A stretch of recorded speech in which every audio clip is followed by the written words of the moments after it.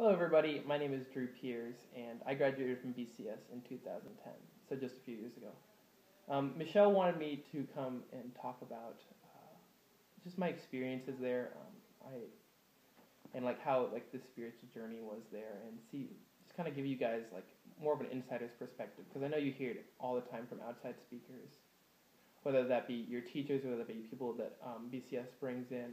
But to hear from a student who graduated just recently, I think it's gives a different perspective. So I went to BCS for 15 years, and I went to one of the churches that I'm sure many of you guys go to. I went there my entire time at BCS as well. So I was very well churched. I knew the Christian way or whatever. And I know that BCS has lots of spiritual emphasis weeks like this.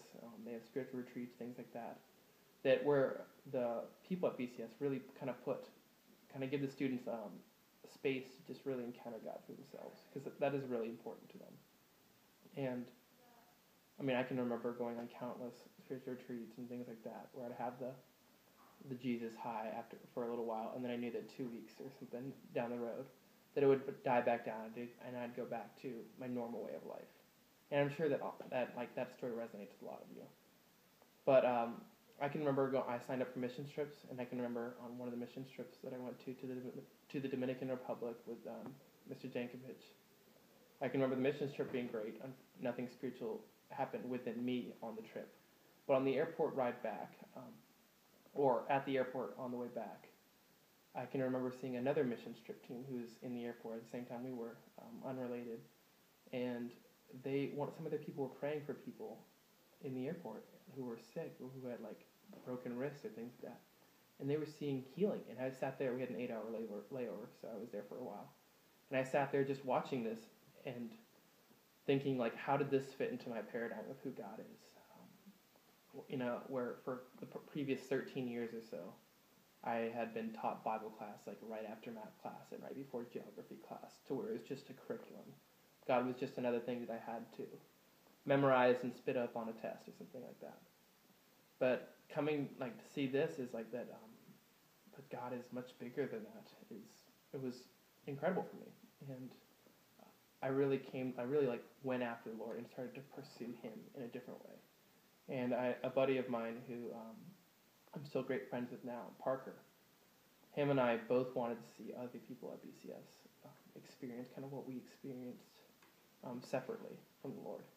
And so we would get up at like 5 a.m. and get to school by 6 a.m. And him and I would go to the basketball courts right outside the Fine Arts Center, and we would sit there from 6 a.m. till 8 a.m. just praying and worshiping the Lord, asking Him to move at BCS. And I can remember for months, probably like 2 months, it was just him and I. At most, we'd get another 1 or 2 people to come and join us, but it was just really him and I. And then Spiritual Emphasis Week came around, and the people at BCS started to come, a lot of them. And there's like 60, 70 of them who were coming to the basketball courts daily, and just seeing like the Lord move in that. And a lot of it was a spiritual high. A lot of it was like the Jesus peak that came down, but a lot of it wasn't as well. People there really came to know the Lord, and it wasn't through the speaker, it wasn't through anything like that. It was because people really challenged themselves and said, these people are out here at 6 a.m. and they don't have to be. I want to find out what they're interested in. So I encourage you guys, just those of you who are here at BCS and are really faithful, know the Lord, I encourage you to just seek God's heart for what He wants to do on campus. Don't think of Him too small. One of my favorite authors, A.W. Tozer, says, the most important thing you can do is to think rightly about God. And I totally agree with that. Think of God as the God who did the things in the Bible. Because if you think of a God that big, then He can do things now. And for those of you who don't know the Lord, or kind of just distant, just really seek after Him. Find people who know Him and seek after Him. Because I'm telling you, I mean, if I could go back to myself 5 years ago or 6 years ago, I would say, like, continue going after this wholeheartedly, because it's worth it. It's worth going after Him. And so right now I'm at Florida State, so hopefully if any of you guys end up going, especially the seniors, if any of you guys end up going to Florida State, get in contact with me, and I'll put you in touch with a group of Christians up there. But I encourage you guys, just continue going after the Lord, because it's totally worth it.